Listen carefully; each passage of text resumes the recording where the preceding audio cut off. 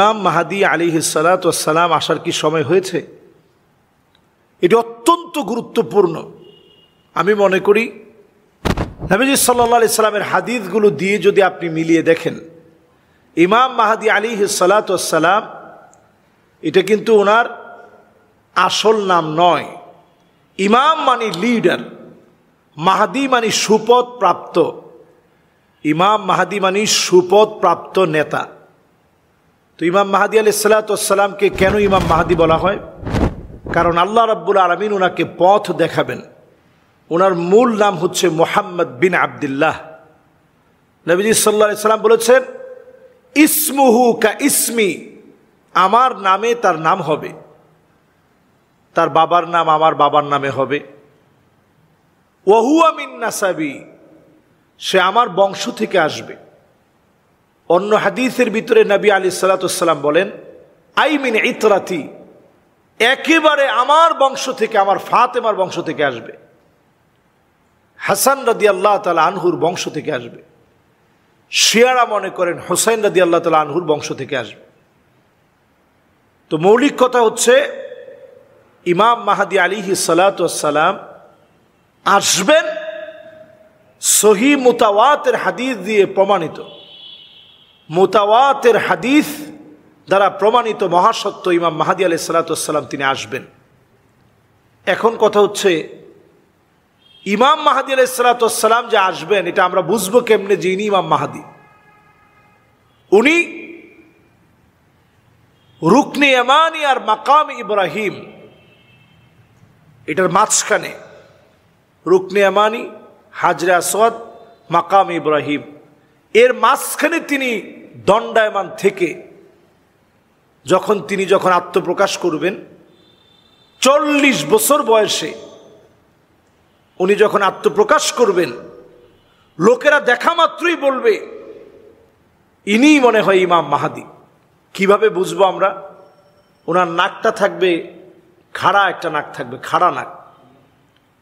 আজলাল জাবিহা, কপালটা থাকবে বড় কপালওয়ালা। পাগড়ি পরিহিত অবস্থায় তিনি থাকবেন, বড় কপালওয়ালা মানুষ। লোকেরা দেখেই বলবে ইনি ইমাম মাহদী। আপনি আমাদেরকে দ্রুত বায়াত দেন ইসলামের বিজয় বিপ্লবের জন্য। সেই সময় পৃথিবীর অবস্থা এমন হবে, সারা দুনিয়ায় মুসলমানরা মার খেতে খেতে খেতে খেতে নিঃশেষ হয়ে যাচ্ছে। আজকের এই 2024-এর জুমাবারে যদি আমরা চিন্তা করি কি পরিমাণ মুসলমান মার খাচ্ছে। আজকে 2024-এর নভেম্বরের 1 তারিখ, আপনি যদি পরিসংখ্যান চিন্তা করেন, সারা দুনিয়ার ভিতরে শুধু মার খেয়ে যাচ্ছে 2 কোটি মুসলিম। 20 কোটি মুসলমান এখন শরণার্থী হয়ে আছে, যাদের ঘরবাড়ি বলতে কিছুই নাই, যাদের ঘুমানোর মতো ঠাঁই নাই,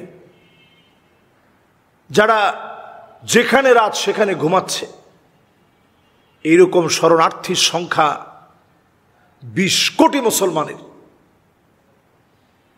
সারা দুনিয়াতে তাকিয়ে দেখলে দেখা যায় মুসলমানের মসজিদ কেড়ে নিয়ে গির্জা বানিয়েছে, ডান্স ক্লাব বানিয়েছে, মদের বার বানিয়েছে। শুধু যদি তুর্কিস্তানের মসজিদগুলোর কথা বলি, 5000 মসজিদ চীনের কমিউনিস্টরা দখল করে নিয়ে সেখানে ডান্স ক্লাব, মদের বার, গির্জা তৈরি করেছে আমাদের মসজিদগুলো ভেঙে। এজন্য সার্বিক যে আলামত ইমাম মাহদী আলাইহিস সালাতু ওয়াস সালাম হচ্ছে কিয়ামতের ছোট আলামতের শেষ, এবং ওনার থেকেই বড় আলামত প্রকাশিত হবে। মানে উনি যখন পৃথিবীতে আত্মপ্রকাশ করবেন, এর 7 বছর পরে আসবে দাজ্জাল। এই বড় আলামত প্রকাশ হয়ে গেল। উনি হচ্ছে ছোট আলামতের শেষ। উনি আত্মপ্রকাশ করে ফেললে পৃথিবী আর বেশি দিন টিকবে না। এখন ওভারঅল পৃথিবীর যে অবস্থা আমরা পর্যবেক্ষণ করছি, পর্যবেক্ষণ করে আমাদের কাছে যেটা মনে হচ্ছে, পৃথিবী তার সময় হারিয়ে ফেলছে। এবং ইমাম মাহদী আলাইহিস সালাতু ওয়াস সালাম আসার সময়টা একেবারেই আমরা বলতে পারি কাঙ্ক্ষিত এবং সন্নিকটে। এই সময়ে আমাদের উচিত দিন বিজয়ের জন্য যার যার জায়গা থেকে কাজ করে যাওয়া। কারণ আল্লাহ তাআলা আপনাকে প্রশ্ন করবেন না যে ইমাম মাহাদিকে তুমি পেয়েছিলি কিনা, কিন্তু আল্লাহ তাআলা প্রশ্ন করবে দিন বিজয়ের জন্য তোমার কাজ কি ছিল। ইমাম মাহদী আলাইহিস সালাতু ওয়াস সালাম যখন আসবেন, কোনো অস্ত্র দিয়ে গুলি করে ইমাম মাহদী আলাইহিস সালাতু ওয়াস সালামকে হত্যা করা যাবে না। যে গুলি করতে আসবে মাটি তাকে টেনে নিয়ে যাবে। সুবহানাল্লাহ বিহামদি। ইমাম মাহদী আলাইহিস সালাতু ওয়াস সালাম এই পৃথিবীর এমন রণতুর্যবাদক মুসলিম লিডার হবেন, সারা দুনিয়া এখন তার অপেক্ষায় আছে। এবং সেই সময় ইউসলিহুল্লাহু লাহু লাইলাতান ওয়াহিদা, এক রাত্রির ভিতরে আল্লাহ তাআলা পৃথিবী ব্যাপী মুসলমানদের একটা বড় ধরনের বিজয় দিবেন।